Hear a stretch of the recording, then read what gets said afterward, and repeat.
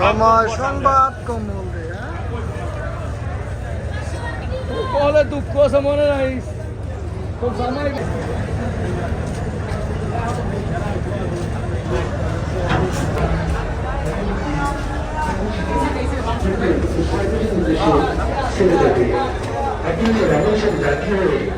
যাচ্ছেন না তবে দ্রুত মঞ্চ থেকে নেমে যাওয়ার জন্য বিশেষভাবে অনুরোধ করে যাচ্ছে সম্মানিত যাত্রীবৃন্দ, আপনারা যারা আমাদের সাথে যাত্রী হয়ে যাচ্ছেন না অতি দ্রুত লঞ্চ থেকে নেমে যাওয়ার জন্য বিশেষভাবে অনুরোধ করা যাচ্ছে।